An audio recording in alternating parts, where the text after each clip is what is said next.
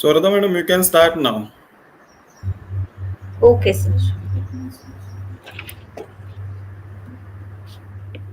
A very warm good morning to all. I, Swarda Kamre, Assistant Professor from Sihagad College of Pharmacy, welcome you all for second annual Swalife International Research Conference. This conference celebrates advancements in healthcare and aims to foster collaboration and innovation. Now, I will request Dr. Praveen Bade sir to give preamble of the conference. Over to you, sir.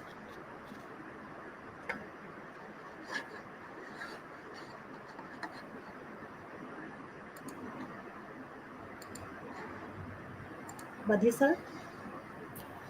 Yeah.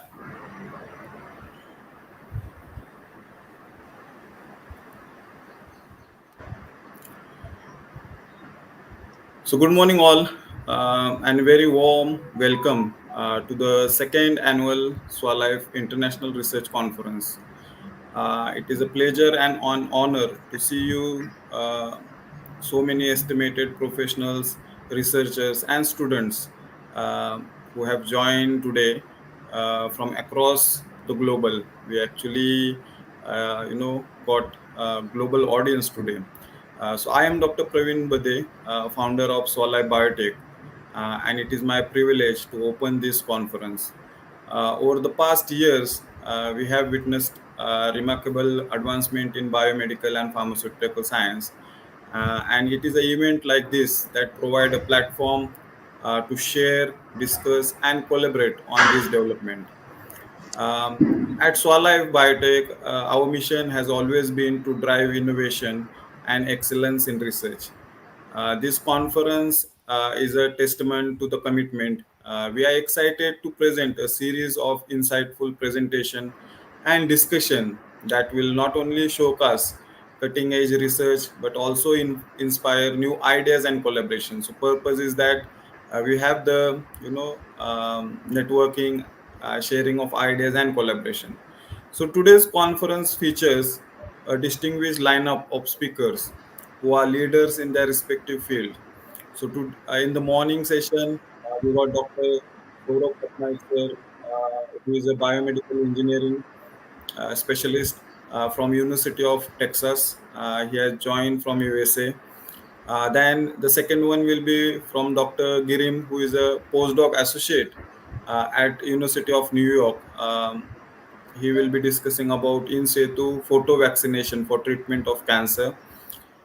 Then in afternoon session, we got Dr. Enrico Otto, who is a founder of OSAP, which is a startup from Italy.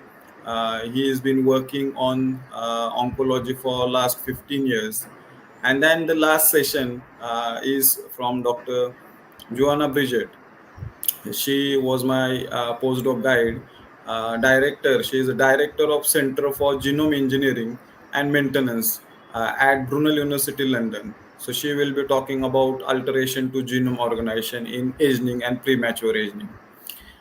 In addition to this insightful presentation, we have designed this conference to be an interactive experience. So I will encourage all the participants to actively, get involved by putting questions in the chat box, which can be then conveyed to the speakers, and they can provide their, expertise, and we can develop the network. I would like to take this opportunity to thanks um the organizing committee, the sponsors, the volunteers, the hard work and dedication which they have given and made this event possible. Once again, I like to thank for being here, and let the journey of the discovery and innovation being embarked together. I now declare the second annual Swalife International Research Conference is open, and we will have the whole day involvement in the conference. So enjoy the conference. Over to you, Swarda madam.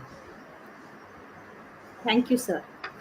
Now, I will request our principal, Dr. Rajesh Patil, sir, to give welcome address to our participants.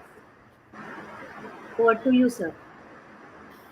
Madam, I think sir has not joined, so we can, Okay, sir. yeah, Directly start the session. yeah, we can now request Monica, madam, for the Okay. introduction to speaker. Yeah. Okay, sir.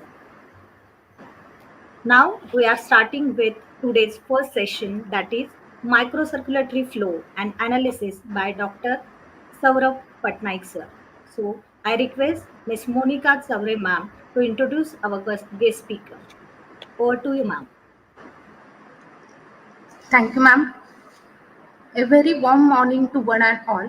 I'm Miss Monica Chaure, Assistant Professor of Sri Sant Krupa Shikshan Sanstha's College of Pharmacy, D Farm, Gurgaon.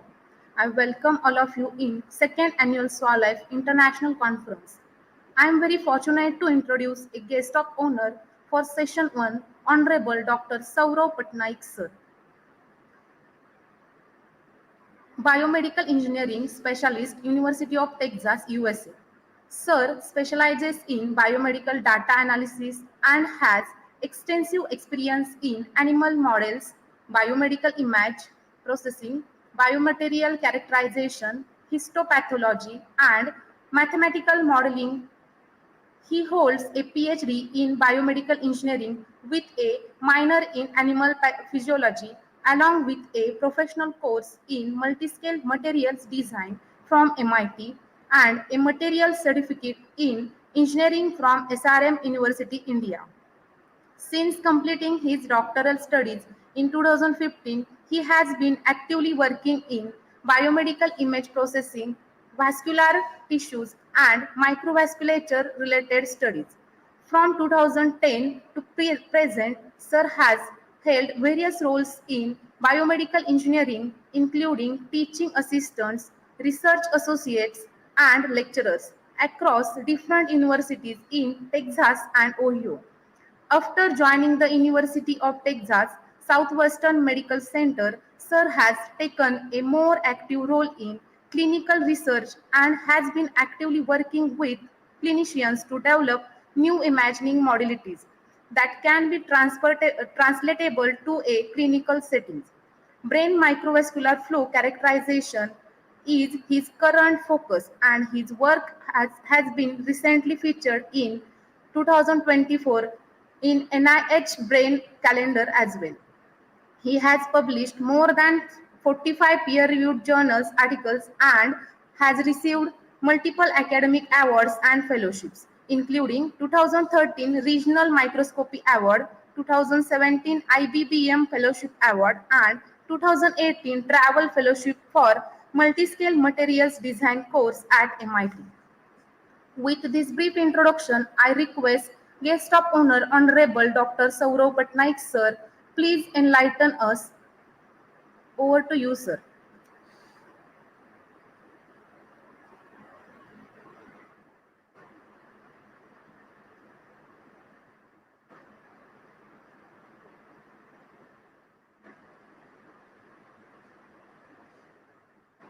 Please unmute, sir.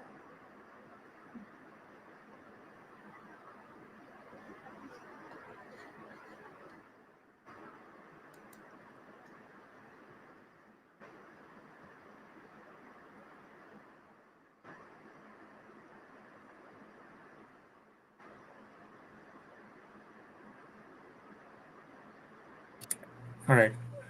Good morning, everyone. Sorry about that. Thank you so much for the introduction. And it's a pleasure to have you all to attend this talk. So, I'll start by talk by just giving you a brief layout. Today, in the interest of today's audience, I'm going to talk a little bit about the natural products research and the prior studies I've done, and a little bit on my current study, which is microcirculatory flow. So, before I jump into the natural products research, just a brief background. I primarily trained as an engineer in biotech, and I have completed my doctoral degree in biomedical engineering.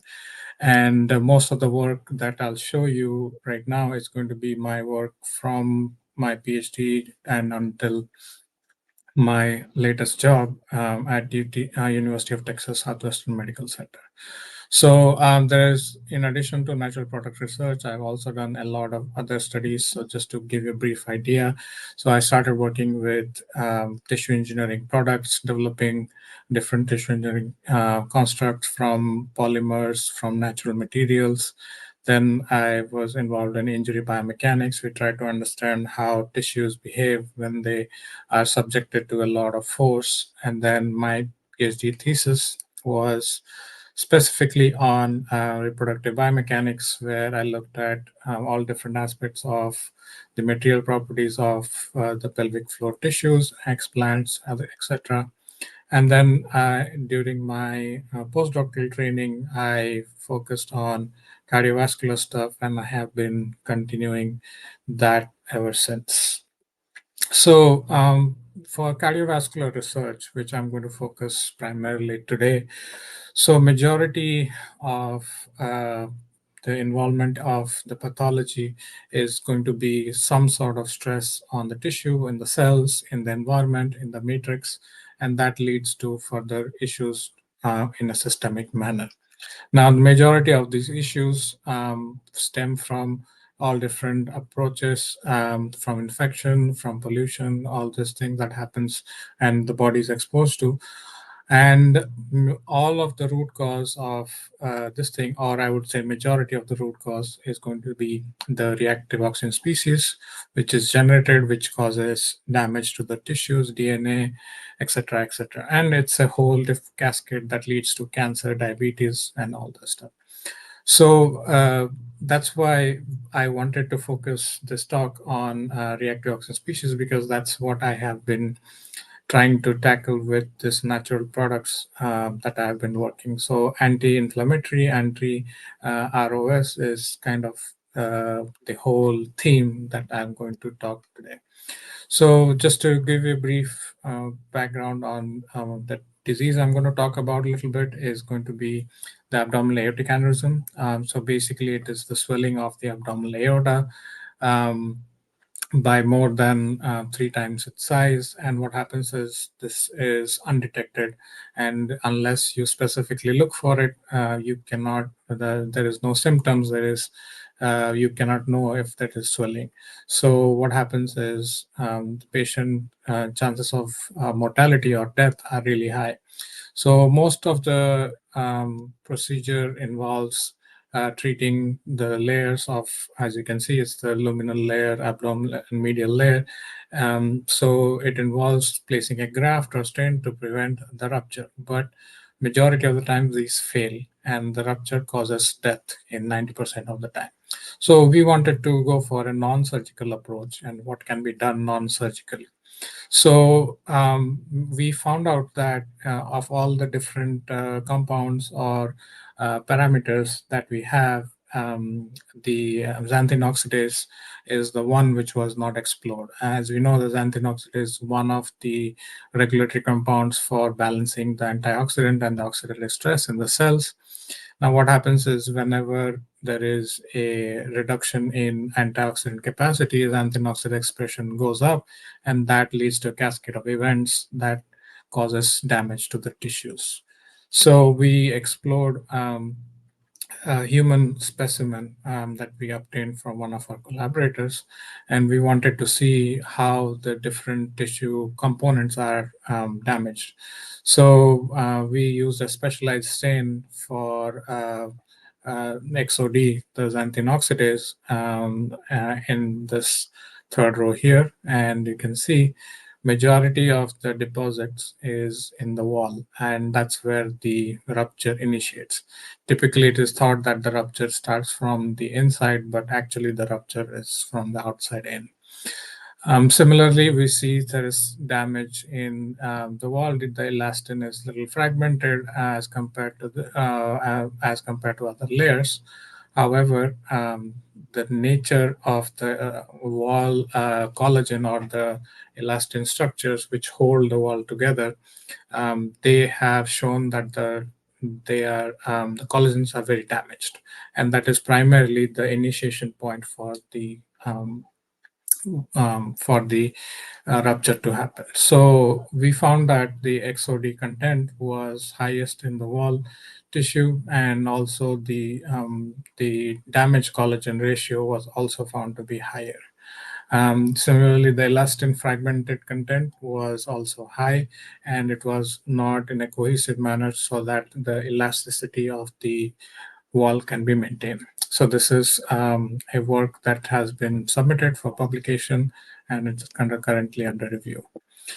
Now, during my postdoctoral training, I focused on pentagalloglucose and primarily, and I did a lot of work on this particular chemical, and hence today's topic is going to be focused on at least a part of the topic is going to be focused on PGG or pentagalloglucose. So pentagalloglucose is a polyphenolic compound. It is a very commonly found in mangoes, wine, and other products, and it has very beneficial properties, and it has mainly radical scavenging. That means it lowers the reactive oxygen species, and it helps to cross-link tissues, the degradation that I talked about, and it binds the elastin and collagen and prevents the aortic valve from rupturing. In addition, it lowers the ROS and other beneficial stuff as well. So initially, I started working in ROS in PGG since 2012. So first project I was exposed to was with a collaborator, where they were preparing tissue engineering constructs, and instead of treating them with formaldehyde, which was the trend that time, they started treating with natural products to remove the toxicity from this thing. So we wanted to see if the treated scaffolds perform better mechanically. So the nucleus pulposus is basically a tissue that acts as a sponge between the spine. Now, this tissue, if it is damaged, it cannot be repaired. So the idea was to develop a tissue engineering product which can be replaced for people who have this like damage to their nucleus pulposus. So this was a porcine nucleus pulposus that we extracted, and the collaborators, they gave us specimens for us to see which one is better. So we found that the day 14 scaffold, which is treated with pentagal glucose, has better capacity or better mechanical strength to show the to have the resilience to basically undergo a lot of compression throughout the lifetime. So it's a very beneficial compound.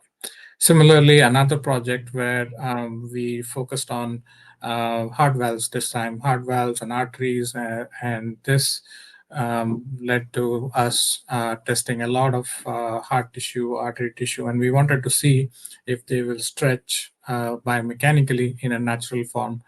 We definitely found that the PGG was very close to the natural uh, compound, and it had also we looked at the collagen degradation with the DSC. Now, DSC is a compound where you basically heat the tissue and you see where it fails. Where the collagen breakage happens, you will see a peak. So we found that the diabetic rats in which these were implanted, they showed a higher degradation ratio because of the deposit of calcification and other stuff, whereas the control rats showed that the PGG was close to natural behavior, and that's why this compound was used for a lot many studies after that to basically preserve the natural structure of these tissues so that it can be used for implantation and development of clinically viable heart valve grafts and other some similar products. Now, speaking of the same arterial tissue. So we wanted to take it a step further, and what we did was we wanted to see, can we treat this and prevent similar damage to abdominal aortic aneurysm cases. So typically the elastase and the collagenase enzyme, which damages the elastin and collagen as shown here. So elastin and collagen is basically the framework. And we wanted to see if PGG prevents the damage to this thing. So what we did was we first took porcine aorta tissues. We did biomechanical testing, captured their natural pattern in a biaxial manner, and then we treated them with enzyme, damaged it, and then again we applied PGG to see how they behave. So naturally, we found that the PGG was able to restore some percentage of the biomechanical integration, if not 100%. So the mechanical properties show that they were able to restore some of it, recovery by the enzyme, and helps restore some of the properties. Excuse me. And this figure on the right also shows in a computational manner that when we apply similar uh, mechanical forces on in vitro, then also we see or in silico we see a similar behavior, and the overall the conceptual cylinder shape is less prone to stress as compared to the natural form. So that was a very beneficial way to prevent degradation of arterial tissues. So next, we wanted to see how it performs in small animals. So on the top, you will see the baseline, which means you're looking at the cross section of the artery of the abdominal aorta of a small rat. Now, this is the another view, is the short axis view. Now, what you see is the pulsation or the heartbeat or the blood flow is regular, and it is very in a regular fashion. This is a 1 second clip. Now, by day 28, when they're treated with elastase, so what happens is they develop a damage to the outer side of the wall, and then they become more sluggish. So you can see how slow this is moving and how reduced the overall motion of the body. So that led us to believe that the model we created with using enzymes is actually creating a pseudo aneurysm, which helps or which prevents the proper motion of the abdominal aorta. So once these animals underwent they created, so we did two things. I think we did a pre-treatment with PGG and a post-treatment with PGG. And I think we found that the maximum diameter did not change that much, but definitely the amount of strain, as you saw, like the way they were moving, that changed a lot when we used PGG. This here, I wanted to show the device that I built. So here you can see is the camera, and here is the microscope, and this is a syringe device. So you basically take the a small rat aorta, and you pressurize it, and then you take subsequent pictures, and you see how the diameter changes, and you calculate the deformation or the biomechanical changes from this. And this is an explanted figure to show you how it looks. Similarly, we wanted to show the translation potential and how it can be used in patients. So we proposed, so I applied for American Heart Association, and there I proposed this idea where the PGG molecules are basically embedded in a microbubble, and this microbubble is basically a as the word describes, it's a very thin bubble created by a very advanced lipid monolayer, and that lipid monolayer captures this bubbles, and then when you force ultrasound to it, it bursts and delivers PGG. So this was the concept that we applied for the AHA. I was never funded, but we published this in a peer review. Now, for we wanted to take a step further and wanted to see how this affects if we use like PLGA nanoparticles. So we loaded PGG with PLGA nanoparticles and wanted to see if these particles will be damaging to the cells. So what we did, we subjected the cells that we had. I believe it was endothelial cells or smooth muscle cells, and these cells were subjected to a different gradient of PGG by itself, and then a lot of particles loaded with PGG. And as you can see from the MTT assay, it was very low toxicity or hardly any toxicity as compared to the negative control. We also did some flow cytometry studies. I initiated the study, and then I mentored a master student to complete this, and finally this work was published. And as you can see, it causes very little damage to the cells that we subjected them to.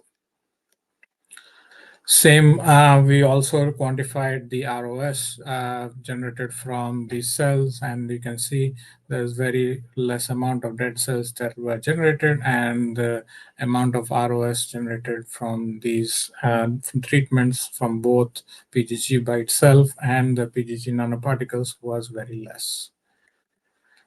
Now, recently, after joining University of Texas Southwestern Medical Center, I had the opportunity to apply for a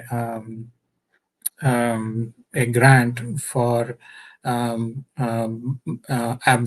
Pharmaceuticals, and they wanted to set up a research center where they wanted to do a lot of anti-inflammatory pharmaceutical research, and that's where I proposed the use of pentacycloglucose for infection in hospitals, which leads to sepsis, and we wanted to see if this compound can be used for septic shock treatment, and if it can prevent death and damage to organs of patients suffering from this condition. So this was another project that I submitted for grant application. Similarly, I worked with another faculty member to create a combo molecule of PGG and BMP4. Now, what this does is the BMP4 helps improve the activation of the PGG, and PGG basically shrinks the tumor, and that was the whole idea behind using and the PGG BMP combo treatment, and to produce a low damage scenario to the cancer patients. Then I wanted to take this further, and I proposed the use of this chemical compound for radiation protection. And I worked with one of the faculty members in Mount Sinai to propose use of PGG in the space station with microchannels, and we wanted to simulate what will happen if we pre-treat with PGG. Will it prevent radiation damage or not? So this was one of the projects. And then another project I worked with was similarly, we wanted to take vascular smooth muscle cells and then wanted to target the nucleus and the non-nuclear area, and wanted to see how much ROS is given out, and then we wanted to pre-treat with PGG to see if PGG affects more of the nuclear target or it protects more of the cytoplasmic target as well. During COVID, I wanted to, so I worked a lot with the neural networks, and that's why we wanted to apply the same strategy for COVID molecules. We wanted, so initially I started a project with a group so that we can see if PGG helps to lower the effect of COVID. This project we just started with never took off, um, but this was the idea behind using the PGG for a different application.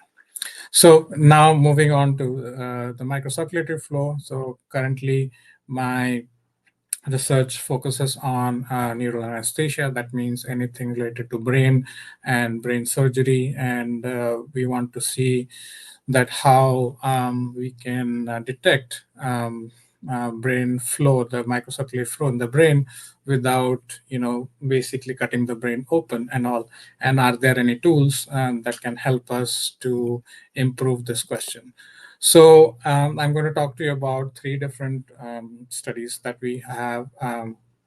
First is the laser speckle study, and of course, the laser speckle is, and more, all of these studies are basically going to be on the same principle, which means it's like there will be a camera and there will be a detector. The camera shoots laser rays, and then the detector detects it, and that's how you view the changes in the flow pattern on the cortical surface of the brain, and also the eyes. So it will be the basic principle right here. So all the three technologies that about, I'll talk a little bit about their working principle, but majority of them is the same. Light goes in, light goes out, and you detect it and you see the change, and that's how you decipher the flow pattern. Now, the first project is that I started with was laser speckle imaging. Now, laser speckle imaging is basically you force laser onto a tissue and then you take subsequent images, let's say 100 images per second or 2000 images per second. Now, what happens is you will have a change in the whenever there is motion of RBCs or red blood cells. So there will be a change in the pattern of the image. So that means the number of the intensity number that you get, it will change over time. So now what this particular software does is it calculates the change that happens subsequently and then maps the flow. So in this image, as you can see, the blue means, the dark blue means, the darker the color, if it's red means really high, blue means there is flow, and light blue means there is no flow. So that's basically the principle. So we started working with one of our collaborators who specializes in large animals. So we worked with a big experiment, especially when we are creating a stroke. Now the stroke model that we create is basically we go in and we clip one of the arteries. That means we restrict flow in the brain, and the one which we commonly use is the MCAO, or the middle cerebral artery occlusion. That's a commonly accepted procedure that we do. So basically, we take so we do a lot of things simultaneously. We take intracortical recording, neural link kind of stuff. So we do that kind of recording. We do surface ECOG recordings, and then we also take the laser imaging, and we find out how much of the blood flow changes that takes place. And then the stroke is induced. We take the image again, goes on. Then the stroke, we remove the clip and allow the blood to perfuse back. And clinically, it is found that when you allow the blood to perfuse, that's when more injury occurs. So we captured that as well, and we wanted to see how the blood flow pattern changes. Or in terms of, so in this case, the laser speckle gives us the data in terms of flux. So as I mentioned, so this is the setup. So we'll have probe that goes in the brain, and then ECOG will be the electrodes that will be on the top of the brain. And then, we have occlusion, and then we'll scan multiple times. So here, these brain slices are post-mortem, and they are sliced horizontally, and You see the white area, that's basically the area that was clipped and that was devoid of any blood, and that you can see it has shrunk, and basically that's the stroke area. So you can see how much the color changes. These are all well perfused areas, these are non-perfused areas, all these areas. So basically damage due to stroke within a 3-hour window, and this is what the tissue happens. So we wanted to, so of course the limitation that we have here is we can only image from the top with the laser. Laser cannot go inside. It has a viewing depth of 1 millimeter. So we wanted to see how the surface volume changes. So if we look at the mean flux we took multiple regions, and we wanted to see what is the mean flux at all different positions or at different time points, which is baseline, post-stroke, clip removed, where I said the reperfusion injury happens, and then 3 hours post removal. So you can see here there is initial. So this is the control side, which means the one we saw in the previous image that is fully vascularized, and then the orange one is the damaged area. So you can see the damaged area in comparison, it goes down here. And then, the control area, because of we clip on the damaged side, it increases flow until the clip is removed right here. And then it restores back to its normal flow. So that did not give us much because we took multiple regions and we wanted to have a meaningful observation, like what can we see. So what we did was all those areas that we measured, we normalized to the ROI, or the region of interest. And then we found that, of course, the flow here on the control side that we saw is more significant when the clip is removed, as I mentioned, and then as compared to the other side. So that was a really interesting observation, because you would expect that the injury side will, immediately increase flow, but no, the control side is compensating for the injury side. And that's what we saw when we normalized to the area of analysis. So this was one of the findings, and currently we are processing this data for publication. This data was also featured in NIH Brain Calendar. So NIH Brain Initiative publishes a calendar every year with the top research and that we get from NIH funding. And so it's a competition basically. So you submit your images and videos, and then the top 10 is selected. So this image was selected for the NIH Brain Calendar. Now, similarly, we use the same setup for a mouse study. In this study, we compared a wild-type mouse with genetic modified mouse. In the genetic modified mouse, the mouse has very low number of microvasculature. So we wanted to see how the flux is different. So we captured this, and we subjected this mice to 30 minutes of sevoflurane, and we wanted to see if the anesthesia has an effect on this brain in wild type versus the genetic modified one.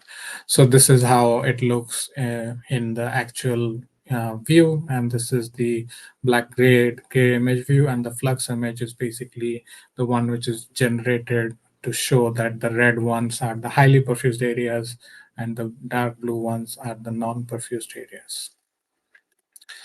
So moving on to the next modality, that's going to be the side stream dark field microscopy.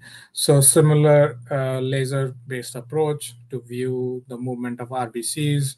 Light goes in and reflected back, and it is captured, and you see the movement of the molecule, the RBCs, is captured by the change in the speckle of the image.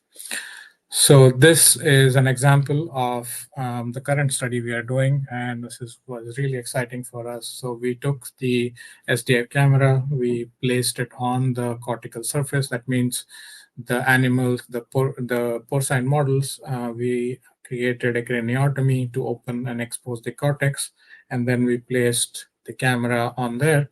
And on the left is the initial condition where we reduced the CO2 a lot, and the animal was hyperventilating.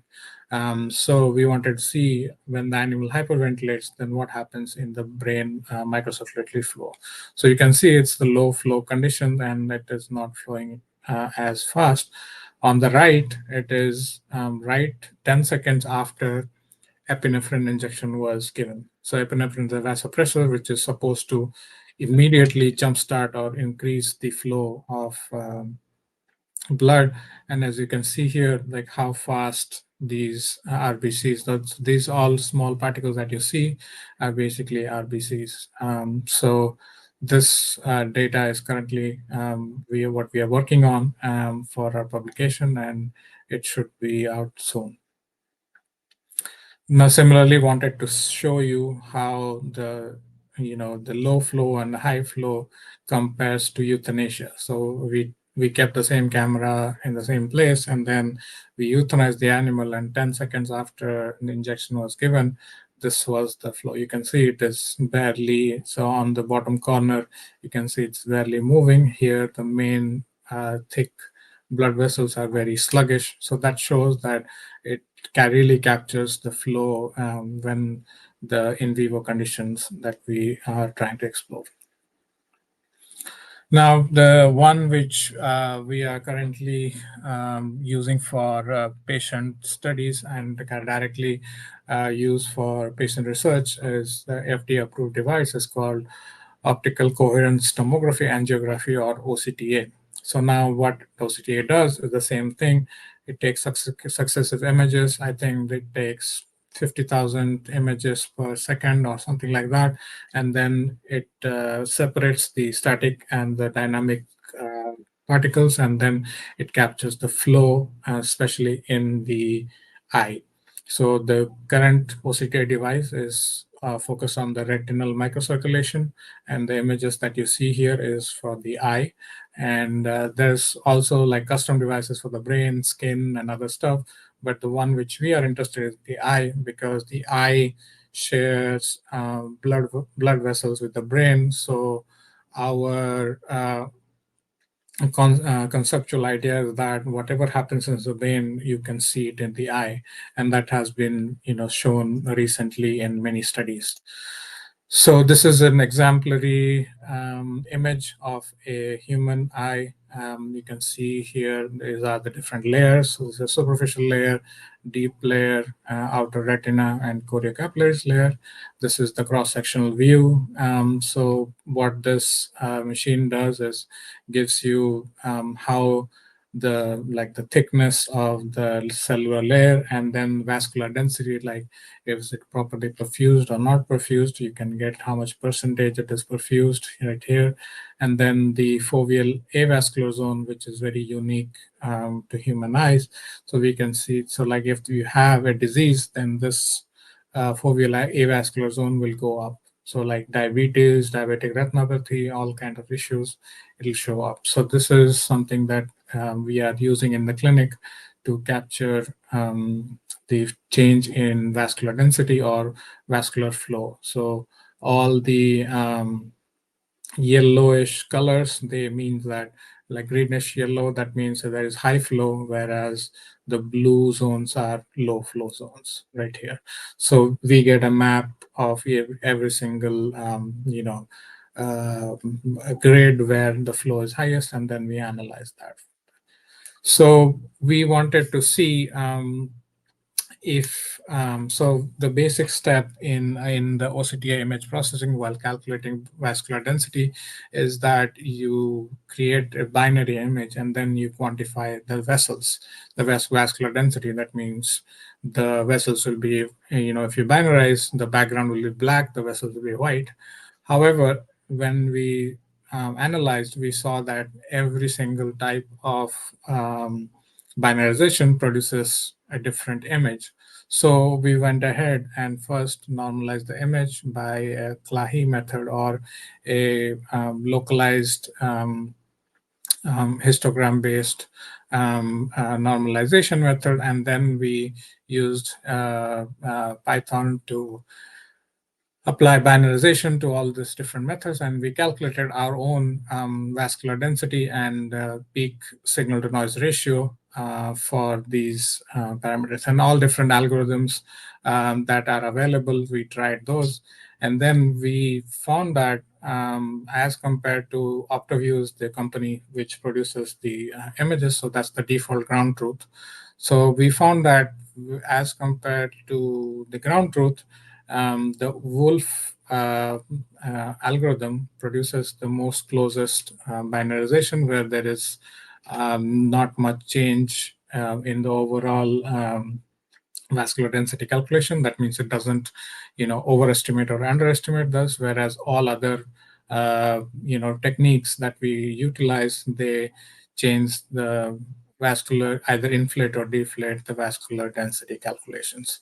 So this is something that we have submitted for publication, and we are hoping to see if we can implement this for our work for human research and other areas as well.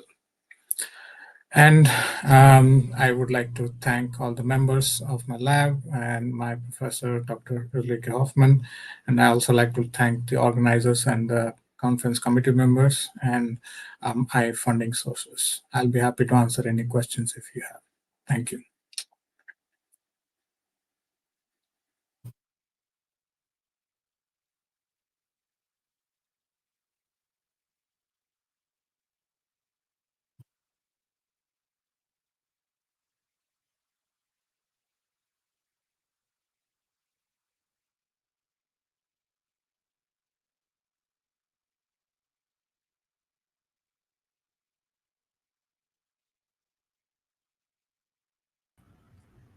Thank you, sir.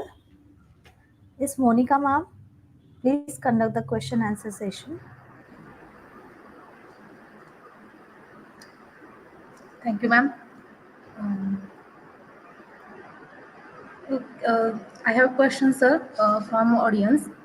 Okay. What is the role of binarization in diagnosis? So binarization is basically converting the images to black and white. So that means you basically change the pixel intensity to a binary number. So it's either 1 or 0. So that's the binarization. Typically, when you get a OCTA image, you get the image in RGB format, and RGB format is 0 to 256. And so it is red, green, and blue. So we try to, for ease of calculation, we try to binarize it, and that helps to quantify and also for segmenting the vessels out of the image. And it helps to reduce noise as well. Thank you, sir. There is another one question from audience, sir. Can microvascular flow analysis is helpful in treatment of any diseases? Yes, so microvascular flow is used currently for any kind of skin treatment. So what happens is when they use the like if you have an infection, so the flow will be higher in an area of focus, whereas, like, for example, you had a surgery and then you had stitches, so you want to see how much recovery takes place underneath. So if you have good recovery, then in the whole area around the surgical incision will show low flow. That means, they are well healing, as compared to if it is infection or something, then you will have a lot of blood infusing that area to prevent any kind of sepsis or damage. So that's where it is also applied in a surgical setting, and also for graft related studies, like when they have like skin graft and they want to see how the graft is healing and all that stuff. So definitely yes.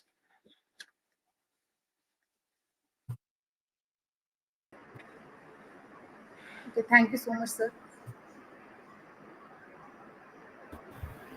Thank you for the presentation, sir. I got one question. You spoke about laser spectral imaging. Yeah. Uh, So is it a non-invasive or it is an invasive one? It's a non-invasive one. So basically, it's um, I think it's a red laser area. So laser shines on the surface, and then you basically capture the change in the blood flow, and then that's how it takes place. And then I think laser you cannot, of course you cannot put directly in the eye. That's a different kind of laser you need, but for external application it is approved for use. So yes, you can use it for like quantification of blood flow So externally. you are putting the laser on it and then you are taking the images. Yes. So and after taking the images, you are analyzing the Hmm. blood blood Yep. vessels. Hmm. Okay. Yeah. Okay. So it automatically gives you a default image where it shows high flow, low flow area, but you can go in and post process and find out exactly what area you want to analyze. So yeah, Okay, thank you, sir. And of also, I course. like to inform all the participants that with Dr. Patnaik sir, we are actually having one value-added course where we are actually working on preclinical and bioimaging analysis. So this is specifically designed for the same purpose where we can actually take images and the parameters can be analyzed using the images from this animal images from this, and then can be utilized to do the interpretation of the results. So I like to thank sir for joining and giving this nice talk for this conference. Over to you, Swarda madam. Thank you so much. Yes, yes, sir. Thank you. Thank you, sir. It was really very fruitful session. Thank you for your guidance. You explain all the tissue engineering applications very well. It will really helpful for our participant also. Thank you, sir. Have a good day, sir. Thank you so much. Bye, everyone. We're just going to have a vote of thanks, Rutuja madam.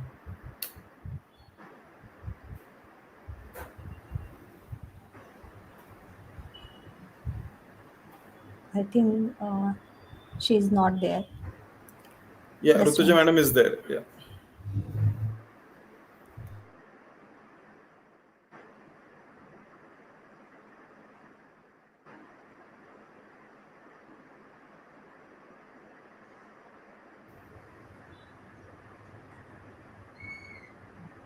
Hello, am I audible, sir?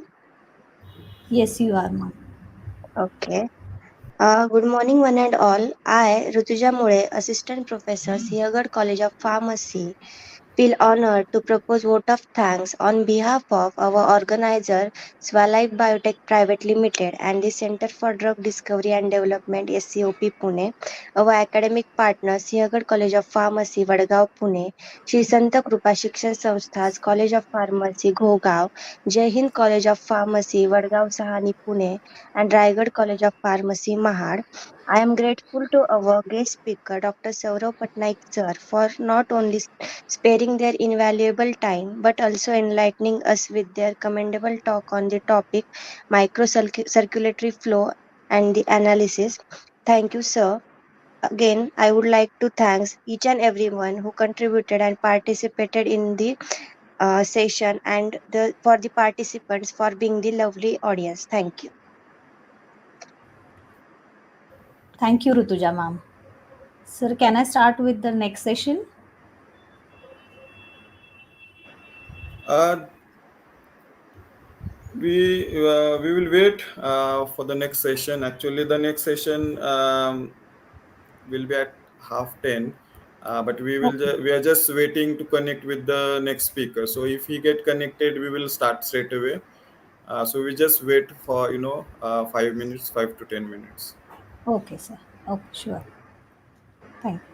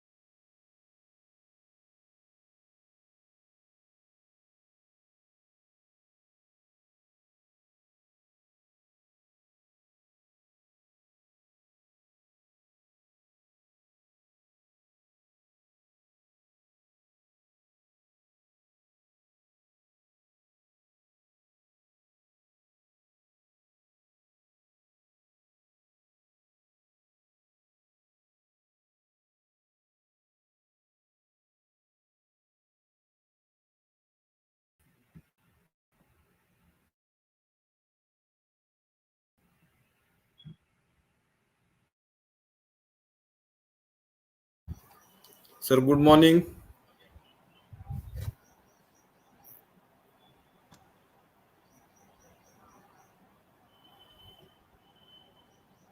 Good morning, sir. Prabhanjan, sir.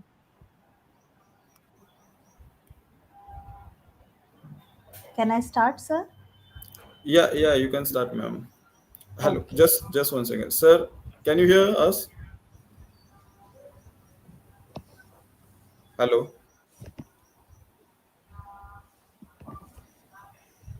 I think not, no? Just wait.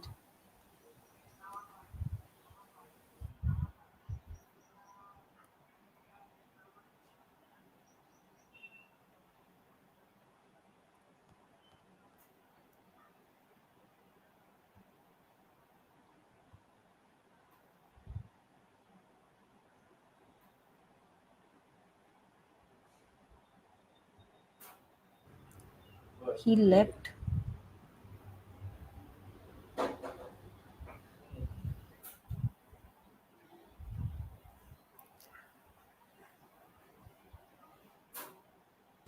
He texted me he is not able to join.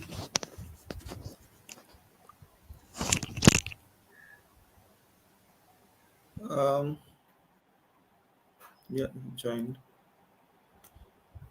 I think.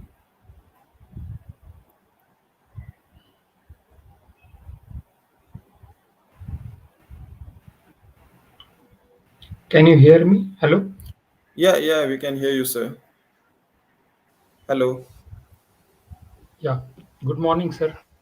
Good morning. Good morning. Swarda madam, you can start now. Yes, sir. Yes, sir. Okay. Now we will start with our second session on in situ photo vaccination for treatment of metastatic cancer by Dr. Prabhanjan Giram, With sir. mic. Yes, sir. So I request Dr. Jasri Mahure ma'am Yes. to Can you hear introduce me our. properly or is there any issue? No, sir, Uh, you we are can, audible. yeah, we can hear you, sir. Okay, Now I good. request Dr. Jasri Mahure ma'am to introduce our guest speaker. Over to you, ma'am. Yes, good morning all. Welcome to the second scientific session of the Swalife International Research Conference. The session resource person for this session is Dr. Prabhanjan Giram, who will deliver a talk on in situ photo vaccination for the treatment of metastatic cancer. I welcome you, sir, on the behalf of organizer. It's my honor to introduce Dr. Prabhanjan Giram. Dr. Prabhanjan Giram is a postdoctoral associate at University of Buffalo in Dr. Youngjae's U Lab. He qualified CSR NET in chemical science with all India ranking 81. He earned a PhD at National Chemical Laboratory, India, under the guidance of Dr. Ganaik. A Newton Bhabha Fellowship was awarded to him during his PhD tenure at King's London College under the mentorship of Dr. Al Jamal Khalid. He also received the Udrajit Prize of €1,500. He served as an associate professor at DPU Pharmacy after completing his PhD. Photodynamic therapy, light activated prodrug, targeted drug delivery for the cancer are some of his research interests. I know, sir, this is the introduction is very brief, and I know it is just a tip of iceberg for your vast contribution to the field. So I again welcome you on the behalf of organizer and request you to proceed for the session. Please, sir.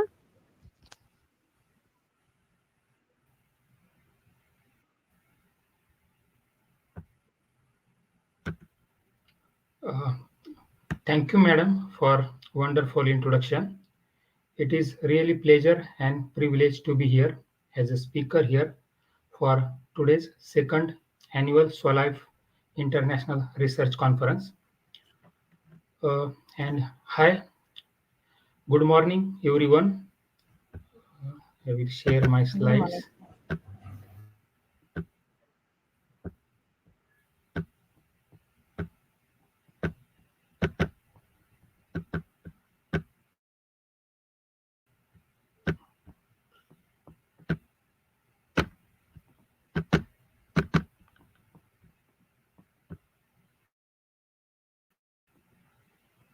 Can you see my slides?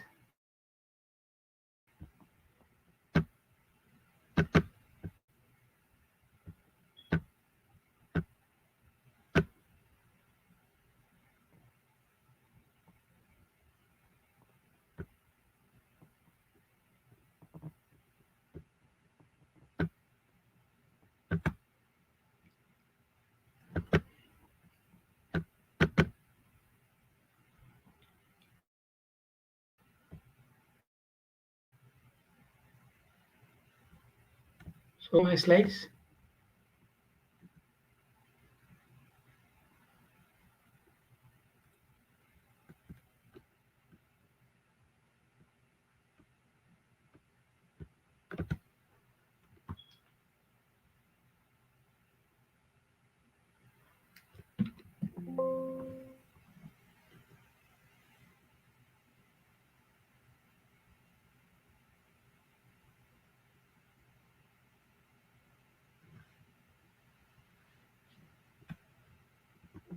Can you confirm whether you can see my slides or not?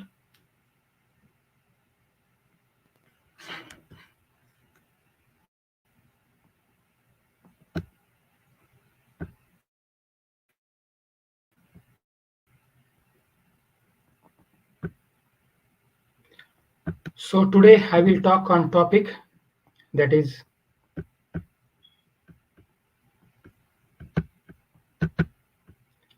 in situ photo vaccination for treatment of metastatic cancer.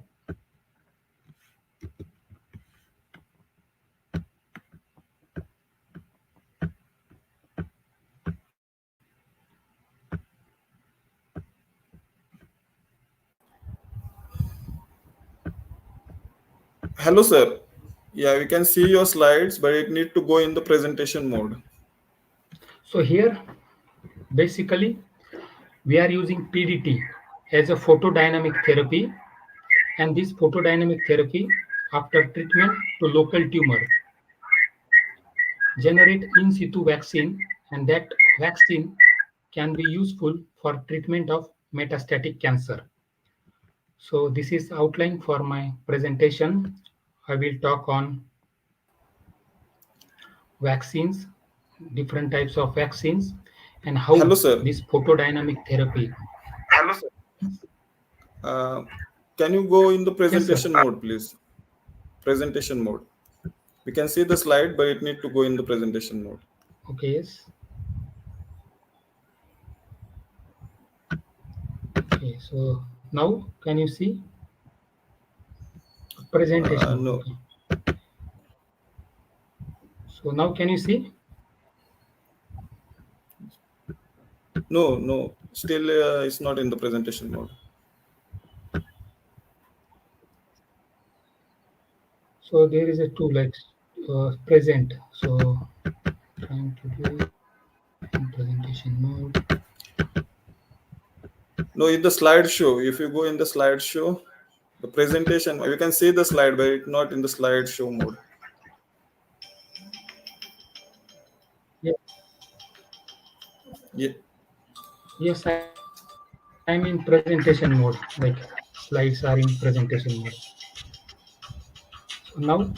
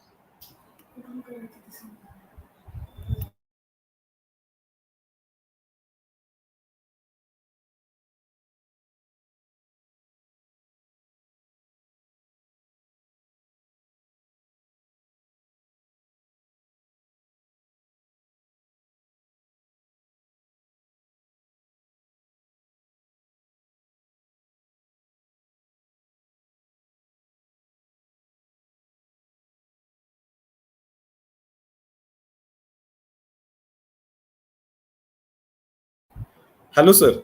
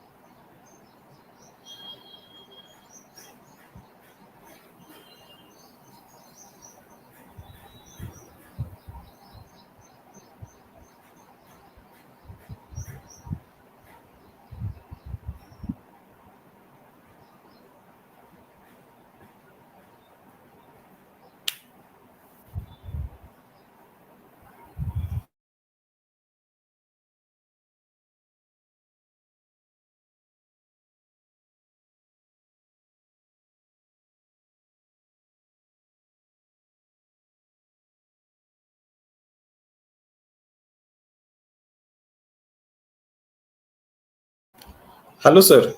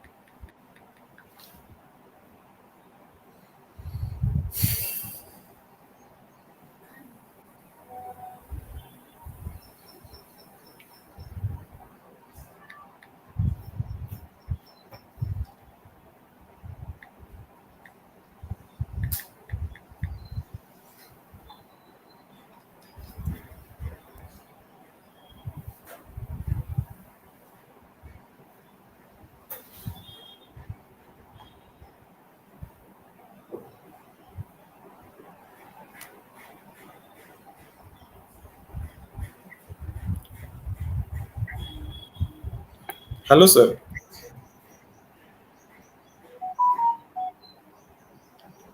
Yeah, you're back now. You're Yes, online. now I can hear Yeah, you, and yeah, I think present mode. So in present, I yeah. And I need to go for, yeah. I need to go share screen or slide. Which mode? slides.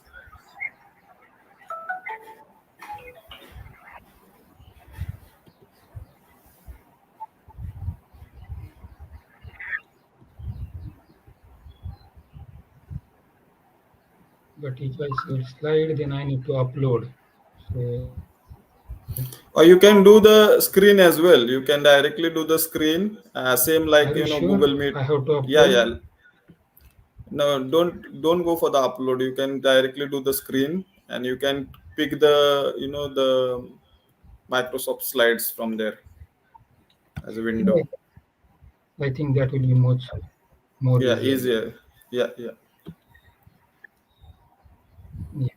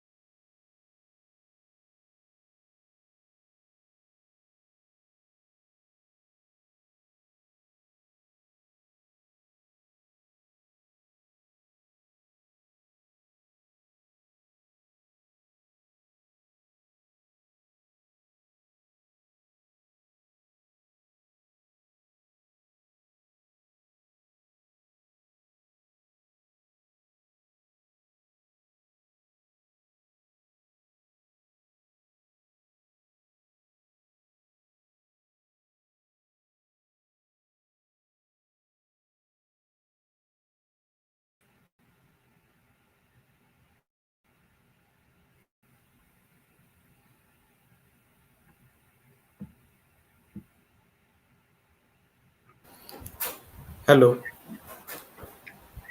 Sir, I have shared my slides with madam. I think madam will Yeah, upload from that side because she yeah, mentioned yeah. to upload here. Jayshree madam, can you? Uh, Yes, sir, it's in okay, process. Just give me okay. another 2 minutes. Yeah, yeah, that's fine.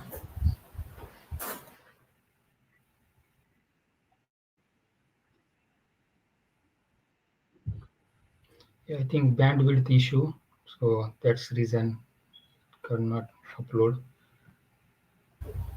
Yeah, no problem, sir. You can, ma'am will do the sharing of the slides.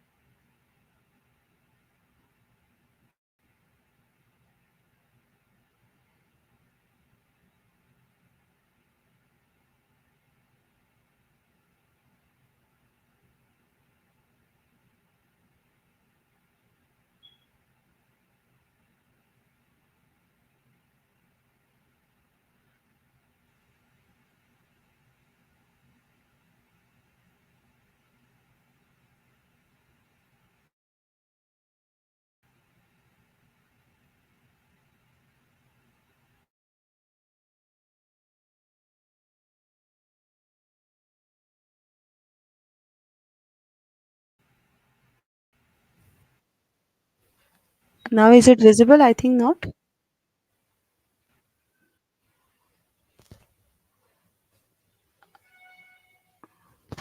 I'm not able to share in a presentation mode. I think it is in the Google Slides. Uh, yes. So if you download I have downloaded it. and open in the Microsoft PPT, Yes, yes, it's already open on my desktop. yeah, and make go in the presentation mode of that, and then share that screen.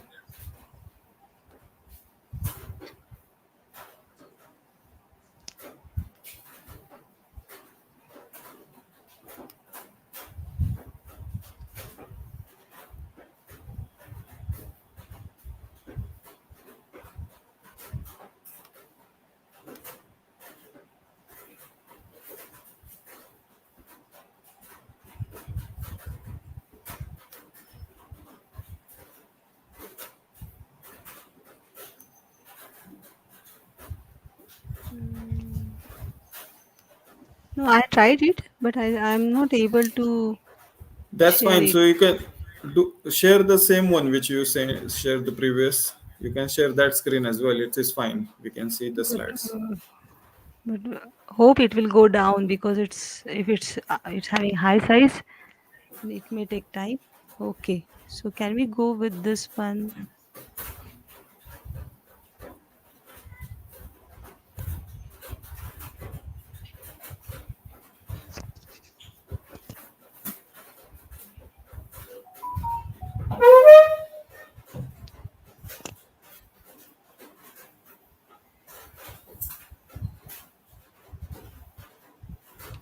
I'm able to share with this only.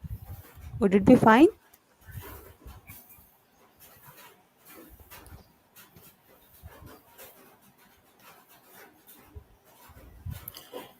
So go to the next slide. Just wait. I will scroll it down and we'll check whether all the slide because it's a 64 slide, so I don't think in a preview mode it would be No, so visible. that's what I'm saying. You need to download and you Yes, need yes, I to share. This I is this downloaded it. this screen is from your from the website, from the Yes, email or from the WhatsApp. yes, yes, So yes. if It is from you my email, but I yeah, downloaded it, but I'm not able to see the open, which is already open on at the background.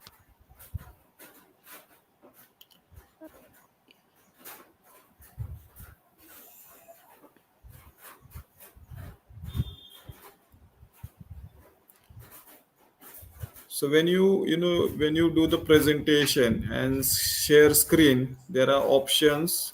Hmm. One is Chrome tab, second one is window, and third is entire screen. So you can go for window or entire screen. Window is the one where you can see that PPTs, open PPTs.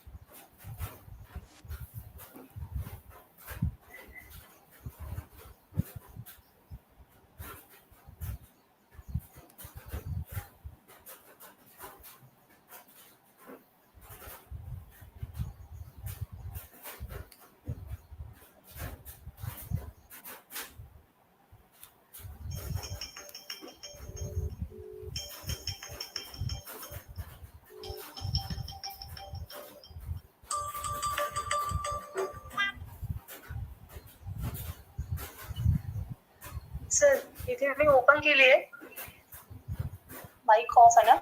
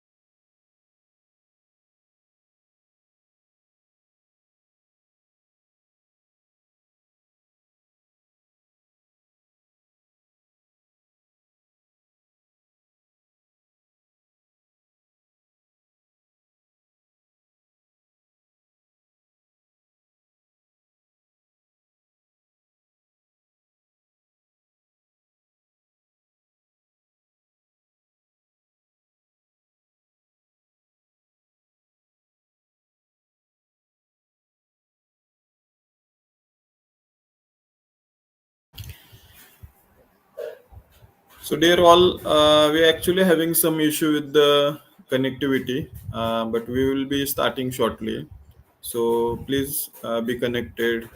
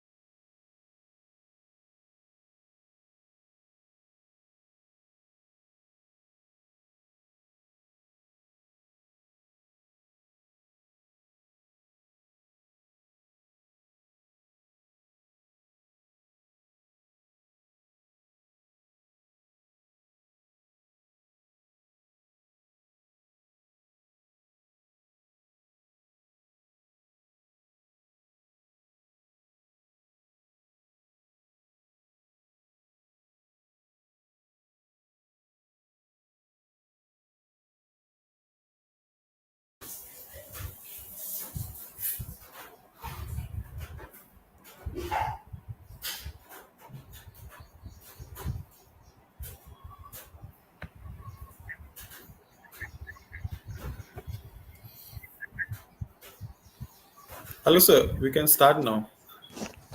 Jayashree madam, you can Hello, start. madam. Yes, sir. Yes, sir. So please, we can proceed with the session. Yes, yes.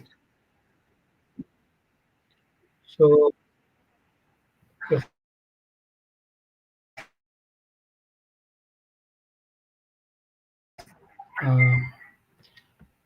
sorry for technical glitch, and I think there is no fun without this technical glitch.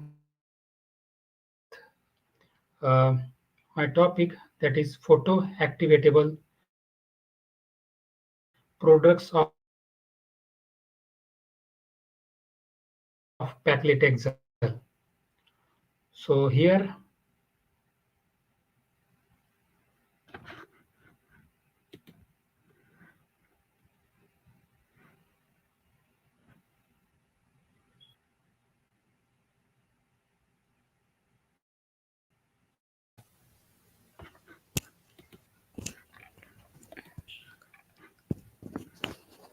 Giram, sir, you are not audible.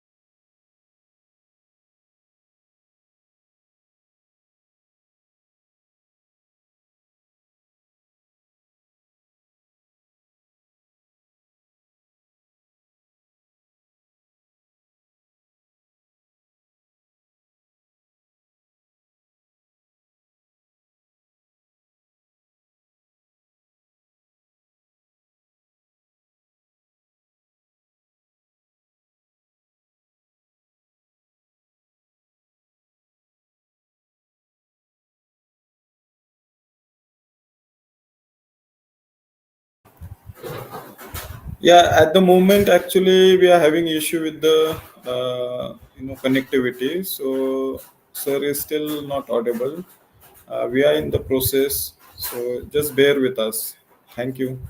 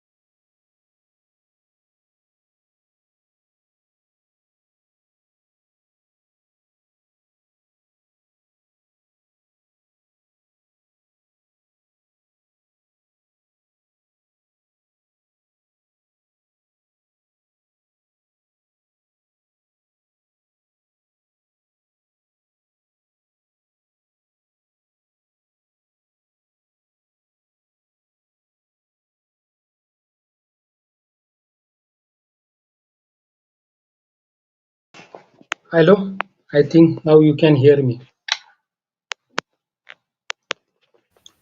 So sorry for Yes, sir. We can hear you. sorry again for technical glitch, but in around 20 to 30 minutes, I would try to convince you how this in situ vaccination that can be used for treatment of cancer. So I will start from this slide too. So I think you all remember COVID-19 and this pandemic situation.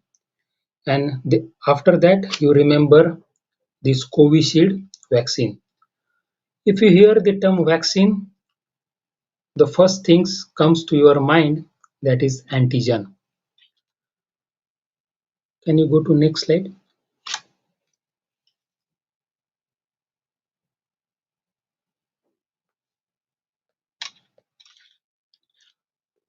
You all know conventional vaccines approved for treatment of bacterial, viral infection, improve lifespan and life expectancy. These vaccines remove early childhood diseases and prevent infection of diseases in elderly patients because there are lots of vaccines those are available for treatment of these bacterial and viral vaccines, and because of that there is a significant decrease in the mortality and morbidity with significant improvement in the life expectancy in the today's society. Can you go to next slide? Why these conventional vaccines are successful? Because in those vaccines this infections agent is bacteria or virus, and that is foreign agent.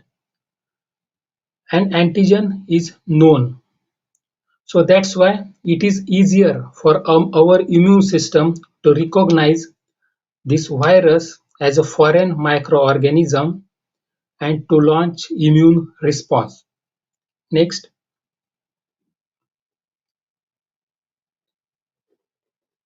So in 1891, Dr. William Cole, he was American physician. This physician treated his patient with sarcoma in the neck, and after this surgery, he observed spontaneous regression of this neck cancer. Why this happened? Because of this surgery initiate immune response, and that immune response responsible for controlling this cancer, and this form basis for the immunotherapy. And Dr. Kule treated more than 1,000 patients with this approach. He just collected bacteria and injected those bacteria to the patient, and he observed those tumor significantly controlled. But you remember those days, chemotherapy and surgery become popular, and this immunotherapy concept become outdated. But still, this Dr. William Coule's toxin form basis for modern immunotherapies, and this evidence is form basis or inspire today's immunologist to think about this immune response for treatment of cancer. Next.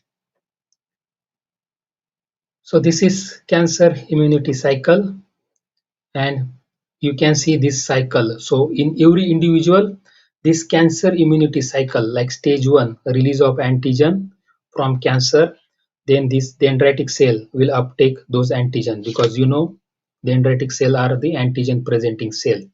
This dendritic cell displays those antigen on the surface, then that antigen is presented to the lymphocyte. Those are in the lymph node. Third stage. In fourth stage, you can see trafficking of this activated T cell into the tumor, and then in 6 and 5, 6 and 7, this T cell recognize this cancer, and again this cancer immunity cycle is continuous.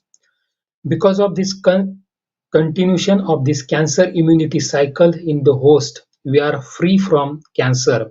Otherwise, there are number of mutation in every individual, and there are lots of cancer cell, but this cancer immunity cycle helps us to maintain our immunity stronger. Next. So there are limited number of cancer vaccines are available, and those vaccines showed limited success because problem associated for design of cancer vaccines are more complex. Next. And these problems are lack of antigen.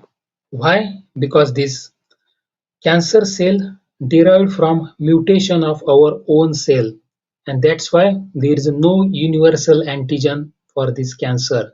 Then tumor heterogeneity. This is another challenge. Tumor heterogeneity means there is a difference in the genetic makeup of each individual, and that's why these tumor are more heterogeneous. And another most important challenge is tumor suppressive microenvironment like myeloid-derived cells, and those cells will not allow this tumor to respond to any therapy. And that's why developing vaccines for bacterial and viral infection is easier, but for cancer it is very difficult because of these challenges. Next. So that's why this in situ vaccination concept came into picture. Here you can see the tumor that is treated with either chemotherapy, photodynamic therapy, or radiation. And by this virtue, this tumor releases antigen locally. There is no loss of antigen, and that antigen trigger immune response, development of CD8 plus T cell immunological memory, and there is no challenges those are associated with conventional vaccine like lack of antigen, tumor heterogeneity, and immune suppressive environment, because we are locally killing this primary tumor and generate vaccine without its prior isolation and identification. There is no logistic cost associated with this approach. Next. So why PDT is used for in situ vaccination? As you all know, PDT is approved as a local treatment. Photosensitizer is injected to the patient and then illuminated with laser. But there is immunogenic PDT, like after that is used for in situ vaccine. So it improves immunogenicity, because if you release antigen, that antigen improves immune response. Then after that, there is infiltration of this immune cell to other distant site if there is a inflammation or metastasis, and there are lower side effect. So that's why this PDT is used for in situ vaccination. Next. But PDT has certain limitation like lack of sustained immune response and inconsistent effect. So that immune effect is weaker, and in clinics we need those effect should be stronger. But PDT causes polarization of immune suppressive to immunostimulatory condition. That's why those are used in the treatment of vaccine. In left image you can see this photosensitizer. When we illuminate it with light, it goes excited state, and we know molecular oxygen that is converted into singlet oxygen, and singlet oxygen is reactive oxygen species which cause apoptosis and necrosis to tumor and their surrounding vasculature. And due to that damage, there is an inflammatory response. You know, if there is inflammation, neutrophils come. Then that will be followed by CD8 plus T cell, and CD8 plus T cell are the key players in the vaccination. Next. So here I have presented our approach. This is tumor. We inject our prodrug, that is paclitaxel, linked with photosensitizer. This, after illumination, kill this cancer cell, and after this cancer cell death, there is immunogenic cell death, means our immune system recognize this antigen, and there is a activation of dendritic cell followed by activation of CD8 plus T cell, and there is a immune response. Because if you consider or imagine here situation, like when we kill this tumor cell dies, and these cells shows some markers, and that's why it makes our immune system to recognize these markers. So then it is easier for this immune system to recognize these cells. Otherwise, this cancer is originated from mutation of our cells, so that's why this immune system could not recognize this cancer. So this PDT or in situ vaccination is one of the approach to show our immune system, hey immune system, this is our antigen or this is danger signal. Otherwise, this cancer cells cheat with our immune system.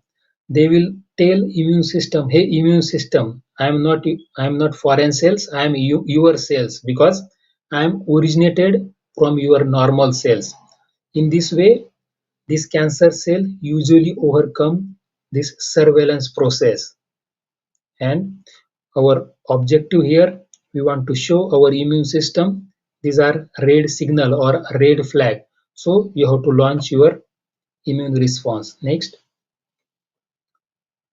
So problem is triple negative breast cancer, because progesterone, estrogen, and human epidermal growth factor, these three receptors are absent, and current therapy is chemotherapy and checkpoint inhibitors.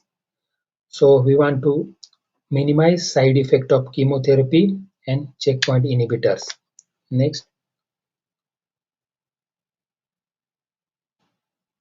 So first part, I will show one example how we have used this paclitaxel prodrug for in situ vaccination, how it shows local effect, then prophylactic effect, and systemic antitumor effect for controlling metastatic tumor. Next. So this is just paclitaxel conjugated prodrug. You can see here, this is paclitaxel, and that is linked with photosensitizer and folic acid for active targeting. Next. So this is prodrug, and here basically we show dark toxicity and for phototoxicity. Dark toxicity means without light there is no toxicity, but with phototoxicity there is a high toxicity, because these drugs are photoactivatable, and we want to show in dark condition those drugs are intact and those shows minimum toxicity. Next. So yeah, again this is structure for same prodrugs, that is folic acid targeting, that is overexpressed on cancer, and we have tested this prodrug in rat model. Next. So yeah, in PDT, drug light interval is important, because you all are from pharmacy background. Like we take tablet after 1 hour, 2 hour, or 3 hour, but for PDT there is a drug light interval. Means we inject this prodrug, and then after a specific time, like 1 hour, 2 hour, we illuminate with light. That is called drug light interval.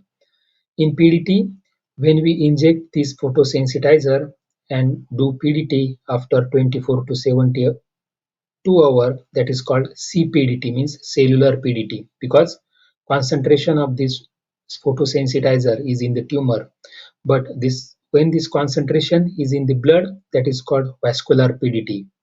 Because for PDT, when this photosensitizer in the vessel or blood, in that case, when we illuminate, we called damage to this vessel, and that generated more immune response. But if it is in cellular PDT, it just kill this cancer cell. Next.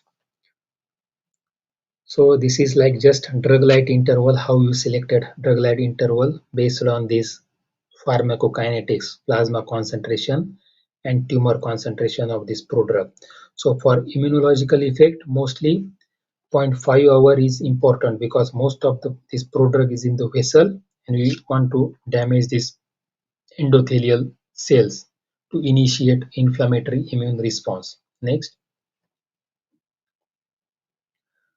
So this was first pilot experiment we have conducted in our lab.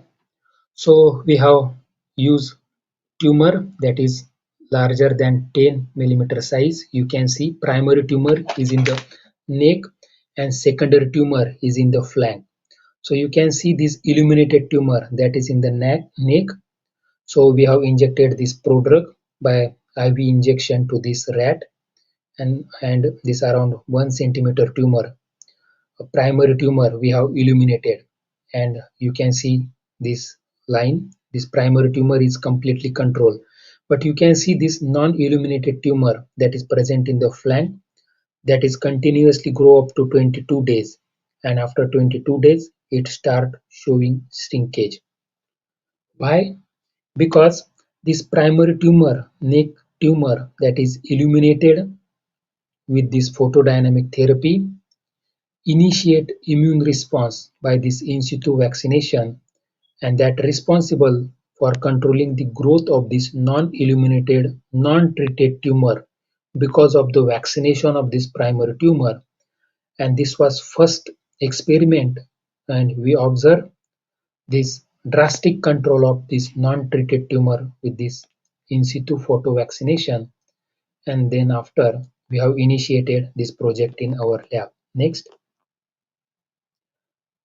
Then here are images, like you can see this laser. This laser is inserted into the tumor, and with the help of this uh, ultrasound machine, we have confirmed the location of fiber. And I think left side we have some images, but I think there is some issue. Next. So here local tumor, you can see first, second, third graph. So there is a no control in the tumor because fluence rate, that is light illumination, is not sufficient. But if you compare this fifth graph, you can see this tumor is completely controlled, and in survival you can see there is a significant improvement in the uh, survival of this rat, and we confirm because of this infiltration of immune cells. Next. Here you can see images. First image, before illumination, this red dot represents circulation, but after illumination you can see there is a lower intensity of these red dots, which represents there is a damage to the vasculature and blood flow is mm, not working. Similarly, after day 3 of PDT, and which responsible for retention of this prodrug into tumor, and we can see after day 8 this uh, red signals which represents normal blood flow regain after day 8. Next. So then we want to see prophylactic effect. So I have showed we have treated this rat with this prodrug, and then after month 1, 3, 6 and 9, 12 we have rechallenged. We have inoculated fresh tumor cells, and we observe this tumor do not grow because of the vaccination effect. There is a development of CD8 plus T cell, and which will not allow these freshly injected cells to grow, which confirms the prophylactic effect of this prodrug for in situ vaccination effect. Next.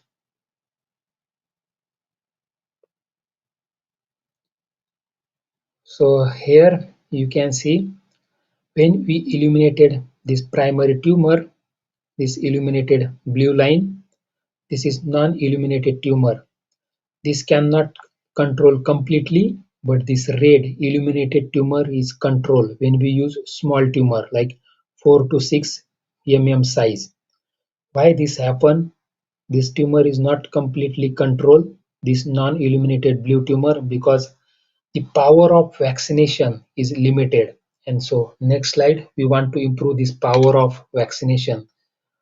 For that, we have increased the dose of antigen. So dose of antigen means size of primary tumor. And when we increase the size of primary tumor, we will release more antigen and then we can able to control this secondary tumor. You can see this image here.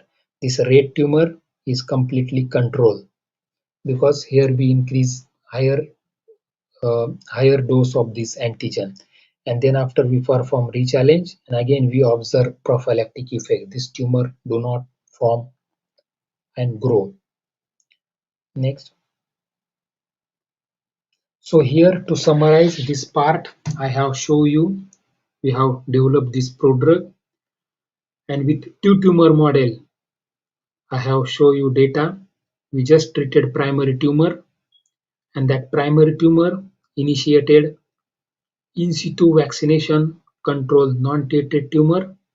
Apart from controlling non-treated tumor, freshly inoculated tumor cells like 1 million cells after 1, 3, 6, and 9 and 12 months do not form tumor because of this prophylactic effect.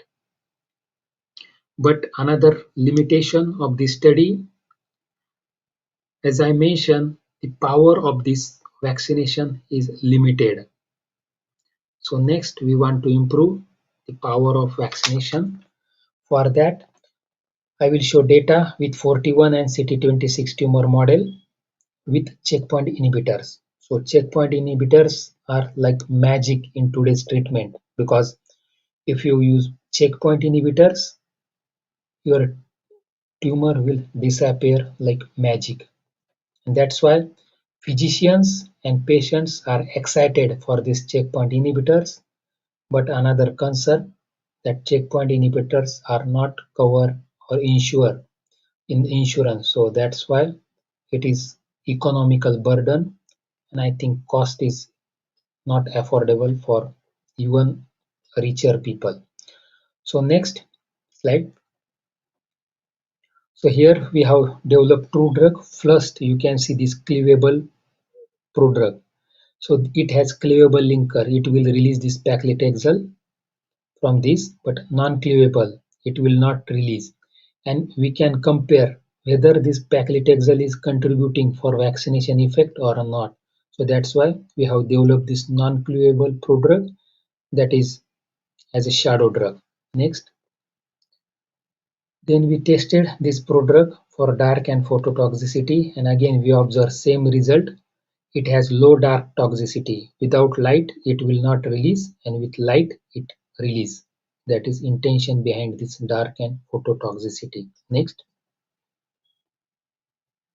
So then we have added checkpoint inhibitors. You can see first as a priming phase, and second is the effector phase. Priming phase means when this antigen is presented to dendritic cell present this to T cell, and this step is inhibited by checkpoint. Like if you are not aware of checkpoint, these are inhibitory protein, and this protein keeps our T cell engaged and will not allow T cell to perform their function.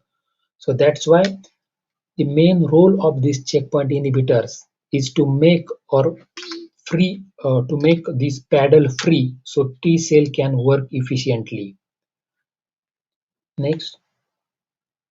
So here we have used two tumor model. You can see primary tumor in the mammary fat pad of these mice, and secondary tumor is in the flank, and then we have injected this prodrug and then illuminated only mammary fat pad tumor and measure growth of both mammary fat pad tumor and non-illuminated tumor. Non-illuminated tumor is for purpose to see effect of this vaccination, and then on day 1, 4 and 7 we have injected these checkpoint inhibitors. Next.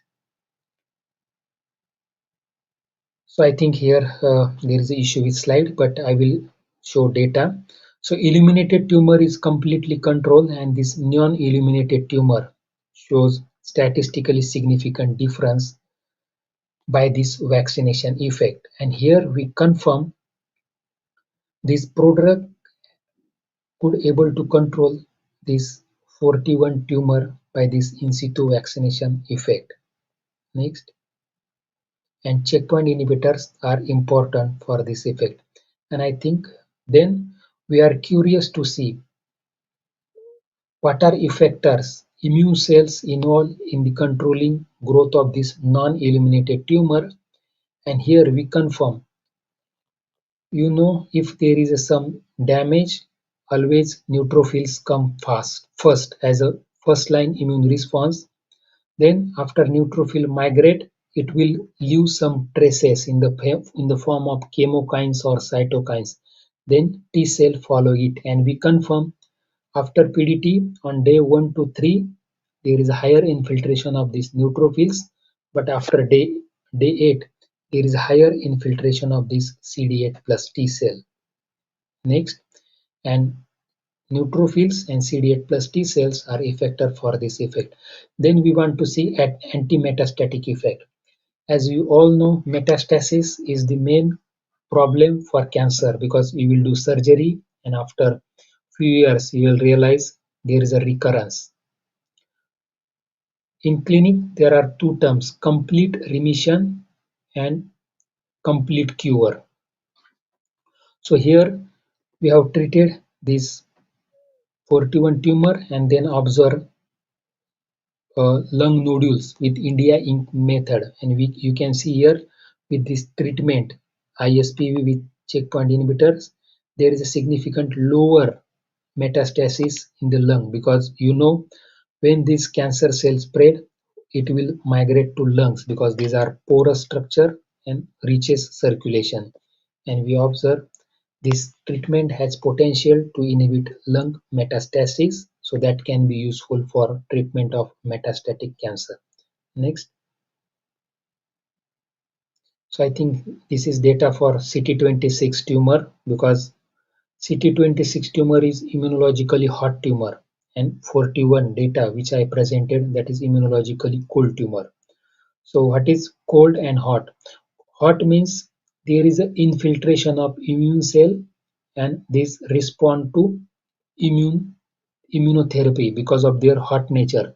But cold nature means there is a not infiltration of immune cell and they will not respond to immune therapy, because hot tumor has higher mutational burden, it will release antigen, but cold tumor will not release antigen.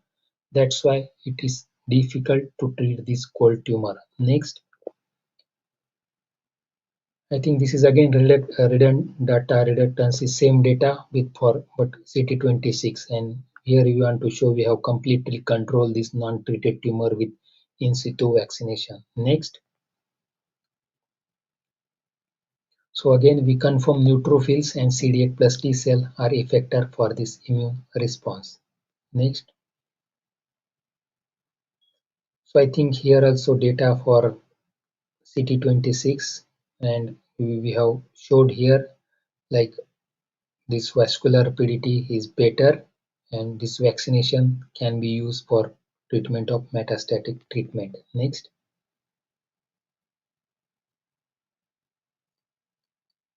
Yeah, I think this is again same kind of data, like showing systemic antitumor effect with checkpoint inhibitors for different treatment, and here also we have showed this systemic antitumor effect can be used for treatment of metastatic tumor.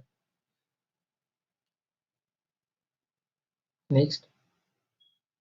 Yeah, and with survival study you can see this red line 0.5 hour.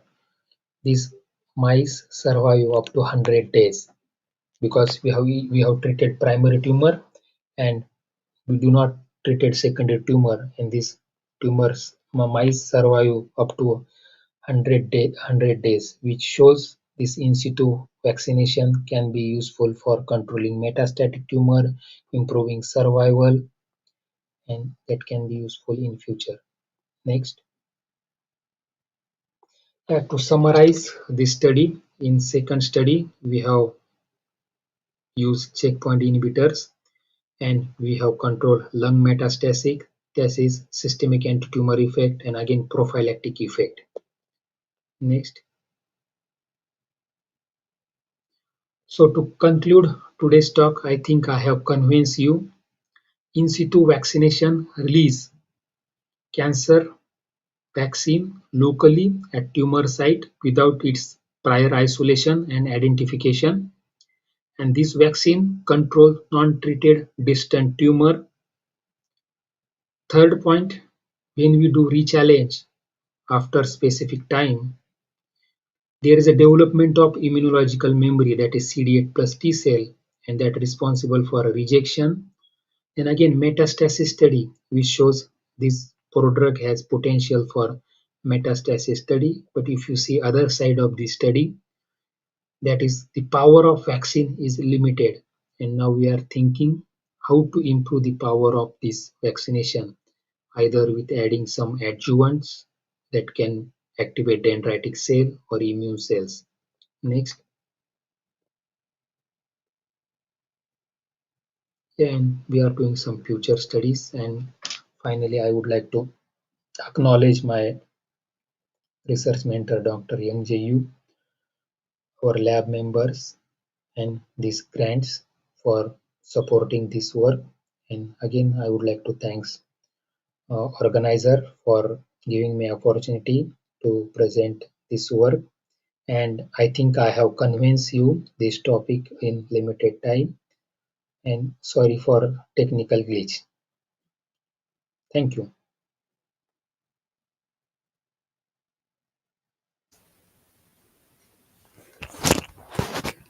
Thank you, sir. Thank you so much for such an informative session. Hope your session this will ignite the budding minds which we have in the audience.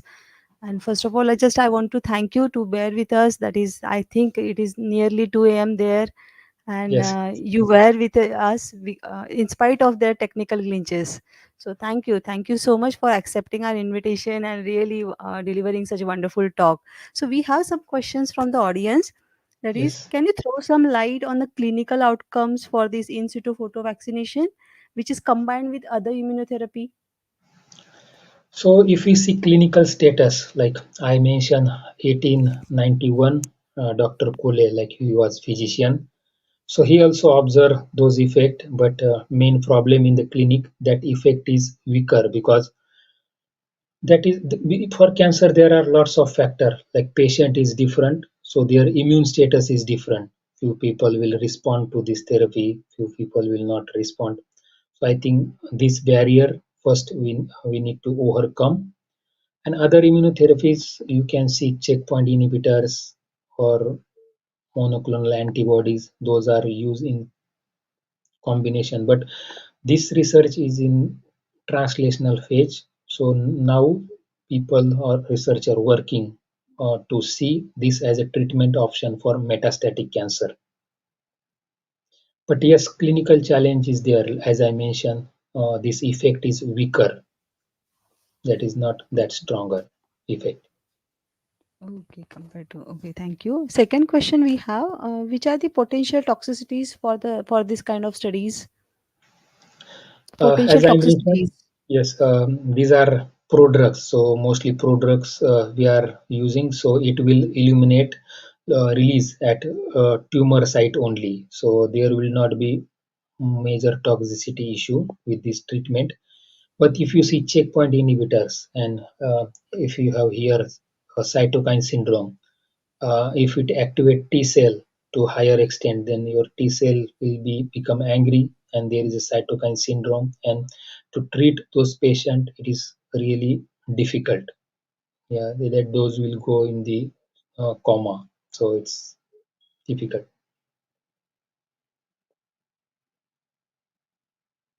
So one more question we have, last question, that is, can you throw some light on the drug light interval? Means how one should decide that drug light interval and what is the protocol for that drug light interval? Drug light interval means for skin, this phototherapy are already approved. Like either we inject this as IV or apply to the skin, and we wait for certain time to absorb this photosensitizer into the skin and our blood. So those duration to absorption, like for drug we call as a kinetics or drug absorption time. But here for photosensitizer, these PDT people, those are, instead of saying time interval for dosing schedule, they are saying drug light interval, because after drug you will, instead of injecting dose, you will inject light. So that's why it's drug light interval between drug administration and light illumination. Thank you, sir. Sir, Praveen, sir, over to you. Thank you, ma'am. Thank you, sir. It was very nice presentation. Just one question from my side. So, which type of species of animal you have taken to develop this tumor, and what was the chemical or how the tumors were developed? Actually, there are three types of tumor model those used for those studies. First one model, that is called as syngenic model, means like CT26 cell line, those are originated from mice and injected in mice, that is called as xenograft syngenic model. Another model, that is orthotopic model. Orthotopic model means for 41 model, like if it is originated from breast, we have injected this cell into the breast or mammary fat pad of this mice, because there will be real tumor stromal interaction in this model. And another model, that is patient derived model.